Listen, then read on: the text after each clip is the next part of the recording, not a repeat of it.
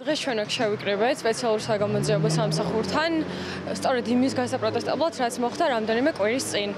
ჩვენთვის ცნობილი გახდა ერთი კვირის წინ ის ფაქტი, რომ ალან ყაყიტაშვილი წამებით მოკლო პოლიციამ გლდანის მერვე განყოფილებაში, რაც არის სრულიად კატასტროფა და დღეს ეს ფაქტი ის არის, რაც გავიგეთ და კიდევ ძალიან ბევრი არის, რაც არ მოსულა ჩვენს ყურამდე და სამწუხაროდ უნდა და ქართულ ოცნებას რომ ეს ამბავი ისე მიჩქმალული იყო და მიჩუმებული იყო, რომ ვერ გაიგო ვერავის, მაგრამ გავიგეთ და ამ ამბავს ისე არ დავტოვებთ, სანამ იდენტიფიცირება არ მოხდება ყველა იმ პოლიციელის, ვინც მონაწილეობას იღებდა ალან ყაყიტაშვილის წამებაში და სანამ ისინი არ დაისჯებიან, ჩვენ მანამდე არ გავჩუნდებით. რამდენიმე დღის წინ პოლიციელებმა საქართველოს მოქალაქე მოკლეს, წამებით მოკლეს.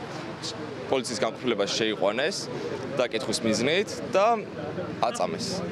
ჩემი პირადი სათქმელი არის, რომ მე არ მინდა რომ ჩემი ქვეყანა იყოს ისეთი ქვეყანა, რომელიც ეს ხდება და არავინ ისჯება ამის გამო.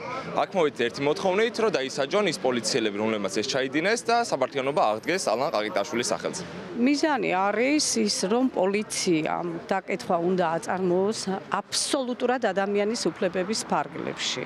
მოხდა შემზარავი ფაქტი. მერის თანამშრომელი ახალგაზრდა ბიჭი დაღუპული. წამების ქვეშ მოხდა მისი დაკითხვა და შემოაკვდათ. ეს არის კატეგორიულად მიუღებელი. არ შეიძლება ადამიანი დააპატიმრო, ჩვენება მიიღო წამების ქვეშ.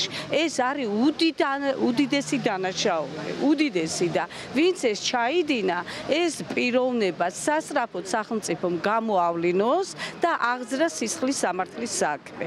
ეს არის ჩვენი მოთხოვნა.